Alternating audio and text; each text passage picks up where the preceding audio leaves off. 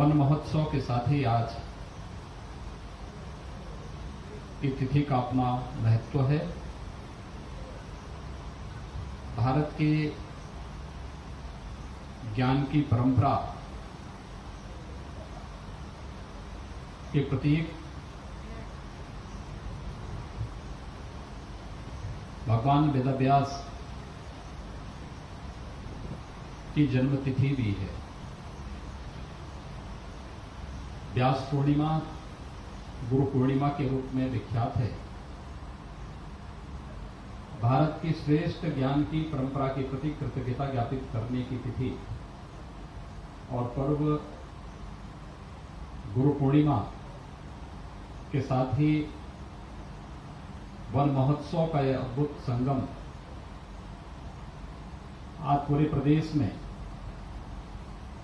25 करोड़ वृक्षारोपण एक साथ आज की तिथि पर करने के लक्ष्य के साथ प्रारंभ हुआ है। मैं इसके लिए उत्तर प्रदेश के सभी नागरिकों को गुरु पूर्णिमा की भी और वन महोत्सव के इस भव्य आयोजन की भी हृदय से बधाई देता हूं, अपनी शुभकामनाएं देता हूं।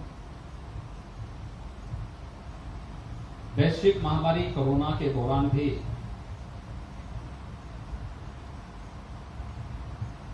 हम कोरोना के बचाव और उपचार से संबंधित जो प्रोटोकॉल जारी हुआ है उसका पालन करते हुए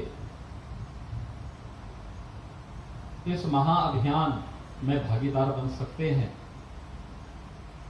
यह वन महोत्सव का बृहद वृक्षारोपण कार्यक्रम का यह अभियान उसका साक्षी बन रहा है और मुझे प्रसन्नता है कि प्रातः काल से ही प्रदेश के सभी 75 जनपदों में अलग अलग स्थानों पर इस कार्यक्रम के प्रति अलग ही जुनून और जोश देखने को मिल रहा है। अब तक 5 करोड़ 30 लाख से अधिक वृक्ष उत्तर प्रदेश के अंदर लग चुके हैं और इसमें निरंतर वृद्धि हो रही है। यानी इस बात को प्रदर्शित करता है कि शासन के प्रति आम जन के विश्वास को तो प्रदर्शित करता ही है, लेकिन साथ ही साथ हम अपने पर्यावरण के प्रति भी कितने जागरूक हैं इसका भी एक सुंदर उदाहरण आज का एक कार्यक्रम प्रस्तुत कर रहा है। कोविड-19 के पूर्व और कोविड-19 के दौरान और उसके उपरांत ये 3 प्रकार की श्रेणियां दुनिया के अंदर स्पष्ट देखने को मिलेंगी और ये 3 प्रकार के जो आयोजन हैं वे इस बात को स्पष्ट करेंगे कि कोविड-19 के पूर्व इस दुनिया की स्थिति क्या थी, कोविड-19 के दौरान क्या रही और कोविड-19 के बाद दुनिया में क्या परिवर्तन होने जा रहे हैं। लेकिन जब मैं देख रहा था अभी वृक्षारोपण अभियान का वन विभाग का मीटर जब चालू हुआ तो निरंतर उसमें अलग अलग स्थानों पर वृक्षारोपण की तस्वीरें सामने आ रही हैं।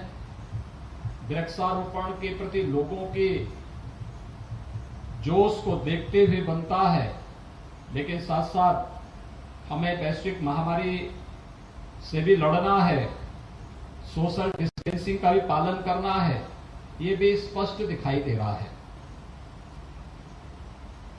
एक अच्छा प्रयास प्रारंभ हुआ है और हम लोग इन सभी प्रोटोकॉल को मानते हुए गाइडलाइन का अक्षरशः पालन करते हुए भी बड़े बड़े आयोजन कर सकते हैं। यह आयोजन आज इसका साक्षी बनेगा। विगत वर्ष हम लोगों ने 22 करोड़ से अधिक वृक्ष लगाए थे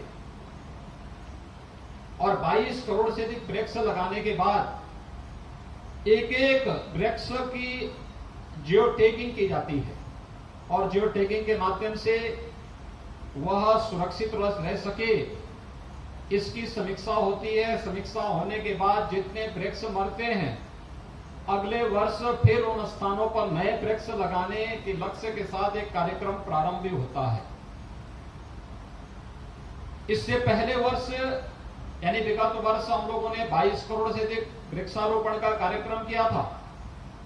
उससे पहले 11 करोड़ वृक्षारोपण का कार्यक्रम किया था। उससे पूर्व 5 करोड़ से अधिक वृक्षारोपण के कार्यक्रम प्रदेश के अंदर संपन्न हुए थे। और विगत 3 वर्षों से लगातार जो वृक्षारोपण का एक अभियान प्रतिवर्ष लगातार बढ़ता गया, आज उसी की श्रृंखला में हम चौथे वर्ष में 25 करोड़ से अधिक के वृक्षारोपण के इस बृहद कार्यक्रम के साक्षी बन रहे हैं।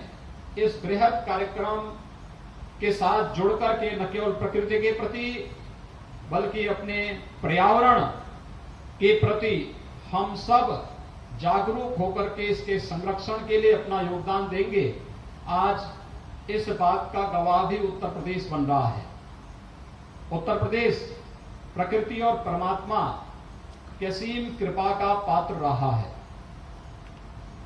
और लगातार यहां पर जिस रूप में हमारे पास दुनिया की सबसे उर्वरा भूमि है, दुनिया की सबसे अच्छा जल संसाधन हमारे पास मौजूद है और दुनिया में किसी भी एक क्षेत्रफल में इतनी बृहद आबादी निवास करती है, यह सौभाग्य भी उत्तर प्रदेश के अंदर है कि इतनी बड़ी आबादी के बावजूद लोगों ने परस्पर विश्वास और सौहार्द के माध्यम से विकास के जो नए प्रतिमान स्थापित किए हैं, आज उसी की श्रृंखला उत्तर प्रदेश वासियों के द्वारा कोरोना कालखंड में भी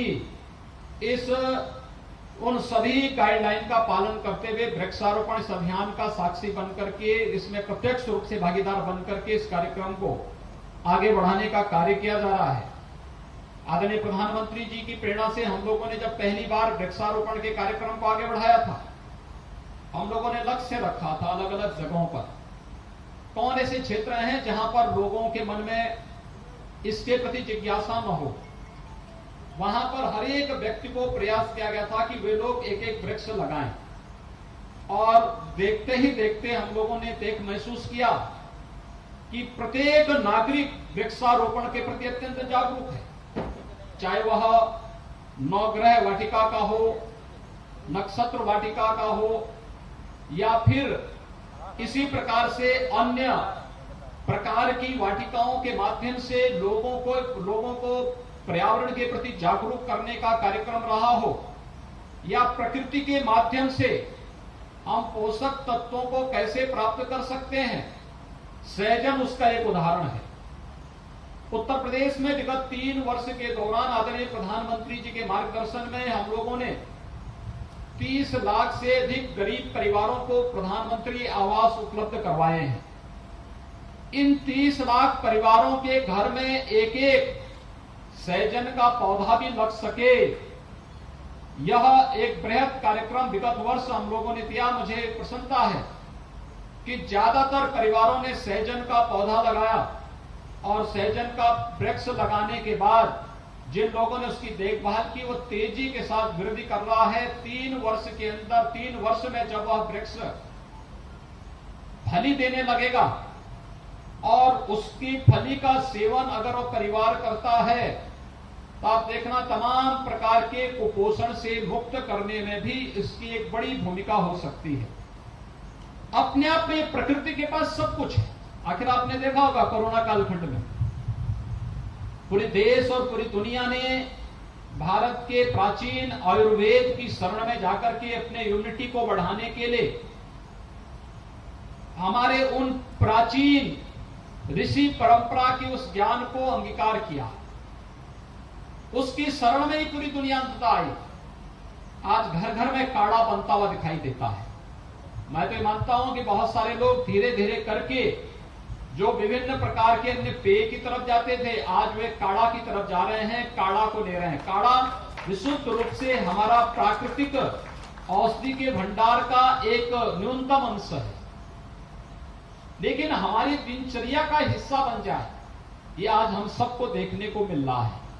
और आपने देखा होगा किस रूप में हम लोगों ने तेजी के साथ इसे अपनाया है और वो कैसे इसको लेकर के आज काढ़ा के प्रति या उन तमाम औषधीय वृक्षों के प्रति एक नई जागरूकता लोगों के मन में देखने को प्राप्त हो रही है। एक अच्छा प्रयास है।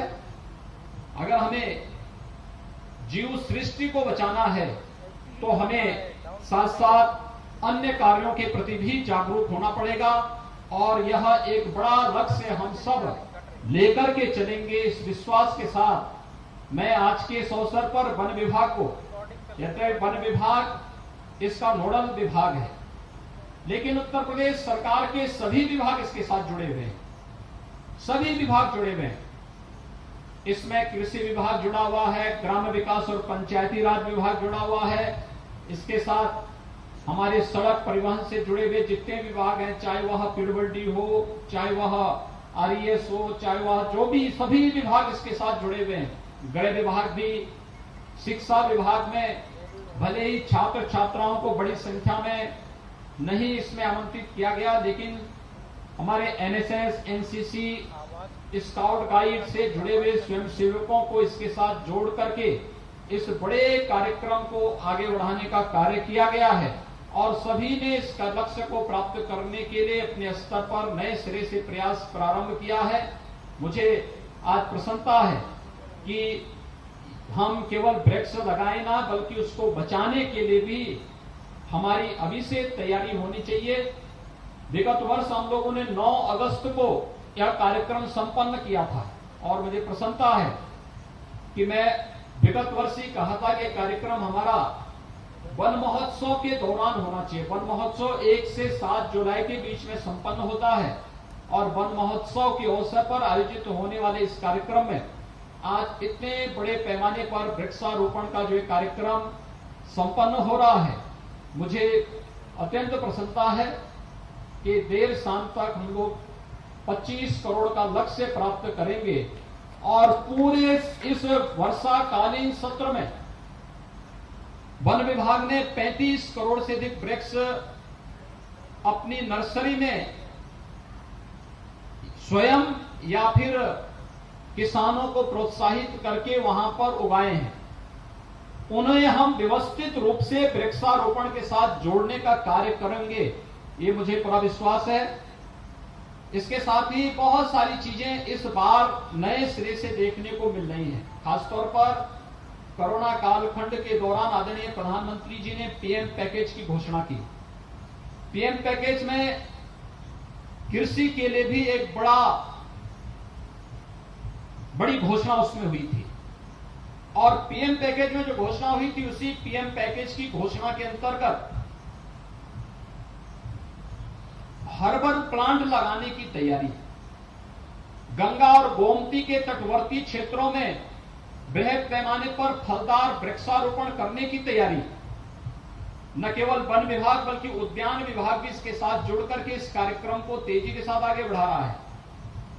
मेरा मानना है कि अगर गंगा और यमुना की अविरलता और निर्मलता को हमें बनाए रखना है तो हमें गंगा और यमुना के तटवर्ती क्षेत्रों में अपनी नदी संस्कृति से जुड़ी हुई भारत की सनातन संस्कृति के आधार गंगा, यमुना और अपनी सभी नदी के तटवर्ती क्षेत्रों में बृहद पैमाने पर वृक्षारोपण के इस कार्यक्रम को आगे बढ़ाना ही पड़ेगा और उस कार्यक्रम को एक लक्ष्य को ध्यान में रख करके वन विभाग ने आज यहां पर संपन्न किया। वन विभाग आज इसको आगे बढ़ा रही है। मैं इस अवसर पर एक बार फिर से वन मंत्री को, वन विभाग से जुड़े हुए सभी अधिकारियों को हृदय से धन्यवाद देता हूं।